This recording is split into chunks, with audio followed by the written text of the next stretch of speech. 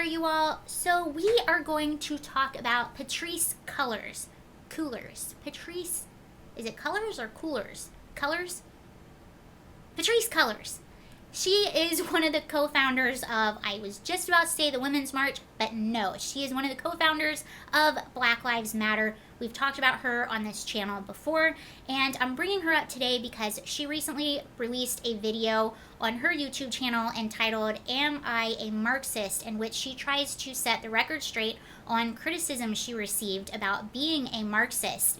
And I'm going to talk about where this criticism is coming from, what she said in the video, and how she seriously missed the mark. So this criticism is coming from a few different places. Number one, people uncovered a video of Patrisee a few years ago in which she was being interviewed, and she admits in the video that she has a political agenda and that she is a trained Marxist. So those are words that came out of her mouth, and we actually talked about that on this channel before. I even played a bit of that video. So it's coming from that. It's also coming from the Black Lives Matter website itself. When you look at their beliefs, which they have recently taken down, I believe they took this page down over a month ago. They took it back a while ago, and I personally believe they took it down because they were getting a lot of backlash on this as well, and a lot of criticism. So on this, you can see this is the internet gods saved this for us so we could look at it. Nothing's ever truly erased on the internet, is it? Unfortunately. But it says that they want to basically disrupt the family unit, the patriarchal family unit, which is the mom, dad, and the kids. So a lot of people didn't like that. They were criticizing that, which sort of goes in line, I guess, with communism or Marxism. The criticism also came from the behavior of sort of some of the people in the Black Lives Matter protests. There was a lot of destruction, there was a lot of violence, people passed away, and this was never really addressed by Patrisee, and we'll get back to that in a minute, but I think that's where she seriously missed the mark on this. So number one, I appreciate her for addressing this, I guess. But let's look at what she said before we really get into this, because I'd like to hear your opinion too, and I encourage you to watch the video yourself. It's on her YouTube channel. I'll link to it below if I can. It's only 4 minutes long, but okay. So she says, now she's referring to the criticism and backlash the Black Lives Matter organization received, and she says, it's been intense at times, it's been hilarious at times, but I feel like I need to set the record straight. Cullars read several comments she received that accused her of pursuing a communist agenda. I'm reading an article from the Daily Wire, by the way. And trying to burn the whole system down. She said some of the remarks have been incredibly hurtful. Am I a Marxist? She says, well, I'm a lot of things. I do believe in Marxism. It's a philosophy that I learned early on in my organizing career. We are taught to learn about the systems that we're criticizing capitalism. We are taught to understand why there were philosophies that were criticizing capitalism. She also said, I'm working to make sure that people don't suffer. I'm working to make sure that people don't go hungry. Cullar said, the misconceptions about her views have unfairly created a false narrative that so many people who have listened to me, Black Lives Matter, and other social justice organizations aren't really taking our work very seriously. That's an important point. I want to come back to that. She also says, everybody called Martin Luther King a communist until he was assassinated, and now everybody loves Dr. Martin Luther King, and nobody talks about his work being terrible or bad. Okay, so let's go back to the beginning of that. Black Lives Matter is probably one of the largest and most successful social justice movements as far as media coverage. Almost every corporation got behind them. I don't think anyone here in the US doesn't know what BLM is. They have their name on streets in New York and DC. We had it here in LA. So as far as that, they are one of the most successful social justice movements as far as people knowing about them and the attention they got from the media, politicians, and donors. Where they seriously messed up, and what Patrisee is completely missing in here, yes, Patrisee is responding to criticism that she received, but if you're looking at all the criticism that Black Lives Matter received, is probably like this much, and she's only responding to a small part of it.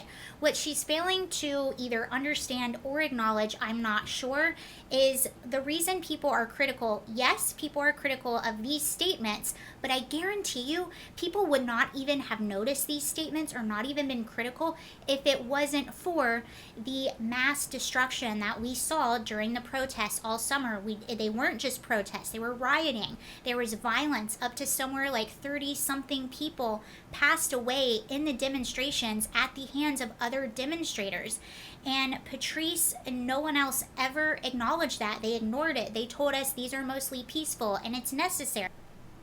An 8-year-old little girl was shot and killed by someone that was demonstrating in Atlanta for Rayshard Brooks. I never heard any of them address this. She said that one of the misconceptions was that her and the people she's with want to burn the whole system down. Well, they did burn things down. There were businesses that were burnt down. There were businesses in my neighborhood that were burnt down, and I never heard that addressed once. But it was odd because I'm being told by this organization to support minority businesses, yet minority businesses are some of the businesses that were burnt down in these riots/protests, whatever you want to call them, and not once was this addressed. And let's go on BLM Philly right now and see what they say. It says, abolition. BLM Philly seeks the abolition of police, jails, and the criminal justice system. Now, I will say that later on it says simultaneously we are advancing solutions, supports that blah, blah, blah, blah. That's where people stop. People see that and they're like, whoa, nope, I'm not supporting that.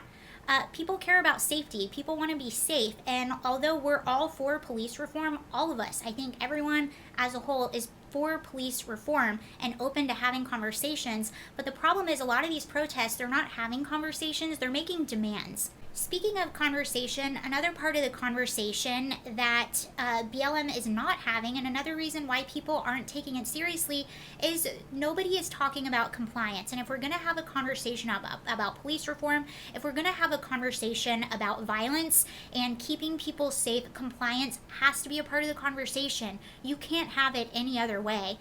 In most of these cases, and I'm not saying any of these killings were justified, that is not what I'm saying by any means, but what I am saying is that in all of these cases, or most of these cases, these men were resisting arrest. When you resist arrest, you are putting yourself and the officer in danger, and these officers deal with the craziest things. Anything can happen at any time. You have to comply with the police officers. I was always told growing up, you keep your hands on 10 and 2. If you're in the car when the cop is talking to you, you listen to everything the officer says.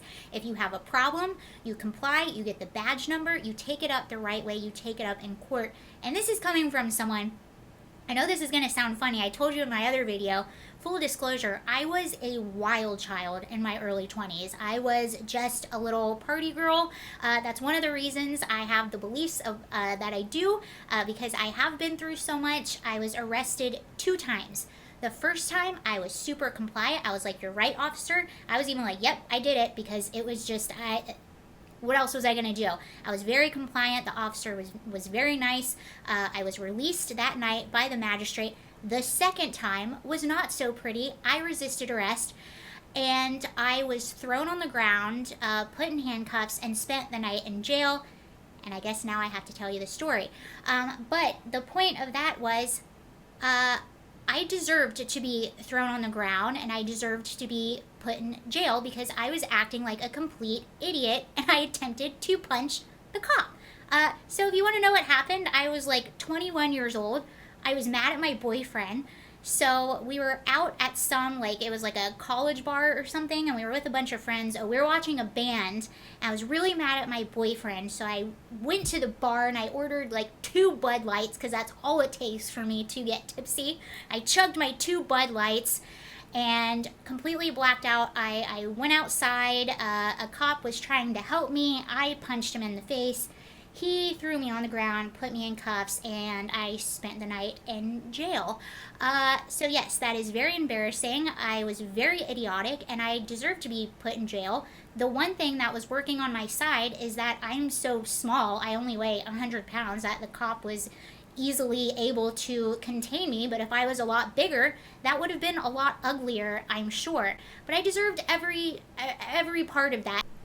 And both times, and I say both times, I know what happened the second time because of what other people told me, but both times the officers were really nice. They were both trying to work with me, but both things ended up very differently, and that was 100% based on my behavior. So compliance does matter. And this is another reason why people aren't taking the movement so seriously, are because of these things. And to go back to her point of capitalism, of course, capitalism is not perfect. And capitalism in and of itself is not bad. And so many people are being told that capitalism itself is bad. And no, it's actually not bad. But some people will take advantage of it. Some people also take advantage of socialism. I would argue a lot more people take advantage of communism and socialism. So yeah, capitalism isn't perfect, and it's okay to criticize it. And I think we always should criticize capitalism and our systems. But let's really look at what is actually not working in our system. It's not necessarily the system itself. There's some bad actors that are in the system, and it's important to differentiate between that. But yes, for sure, communism has killed way more people and has done way more harm than capitalism, in my opinion. And I think this pandemic, if it has taught us anything, if there is anything that all of us across the board can agree on, it's that our government kind of stinks sometimes, and they're not really competent. So do you really want the government to have that much control over our lives? Look what's in the news right now. Everyone hates the stimulus bill, and we're all in agreement, wow, our government kind of stinks. So do you really want to give the government even more power? So Patrisee, that is why people are not taking some of these movements serious, is because we're not having the actual conversations that will make actual change. And we're watching people walk through our street, march through our streets, destroy things, bust up windows, say all cops are bees. And I have been following BLM all summer. I cannot think of one big change that BLM has made other than just gain massive media attention and massive support by politicians. But at the same time, the politicians aren't even meeting with BLM. So those are my thoughts. And if there's something I'm missing about the organization that they did do, please correct me. I'm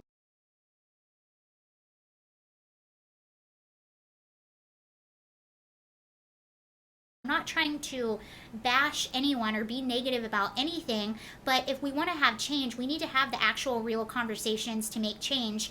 And BLM appeared to be, to me, a lot of smoke and mirrors, and they're not actually acknowledging the problems that are within their own organization. If Patrisee would make a video where she would say, you know what, this is where we messed up, and this is where we need to make change, and this is where we really need to fix our messaging, I would be on board with that. I want to leave you with one video because it's Christmas and unity. I want to leave you with one video that I found was pretty cool. Make sure you listen to it. It's kind of long, but it's not that long. It's like 2 minutes, but it's worth it. And this was actually BLM and the Proud Boys coming together to clean up a homeless encampment, and it's pretty cool. I don't know the context behind why they were there or where this is or anything of that nature, but the point of this video is there can be positive change and people can come together. But there's the video. Let me know what you think about everything. I hope you have a wonderful Wednesday. Bye.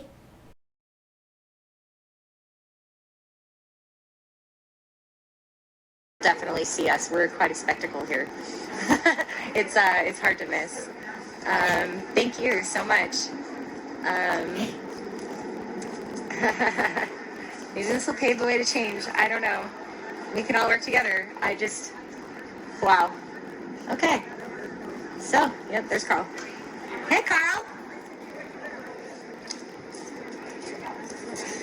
They showed up in their trucks and jumped out and identified themselves as Proud Boys and asked how they could help and have been working their asses off. And that's it. That's the news. I don't know what they said to you, but if you have chainsaws, I don't. we're definitely looking for some chainsaw help here. If you're a lumberjack, we would love somebody to come down here and cut this wood for us. These rounds are really awesome, but it's a little hard for us to keep them rolling. Okay. Okay. Extra. Indigenous activist Carl Moore speaking with Proud Boys and working together to make a plan for continued help here at at Camp Last Hope. Oh yeah, we need a chainsaw. It'd be really cool if someone could just come down here. It wouldn't take very long with somebody who has some skills to just cut this wood down a little bit smaller. You know, a lot of times we run out of smaller firewood to get the fires getting really hot in the beginning, and so then cooking these big logs proves difficult.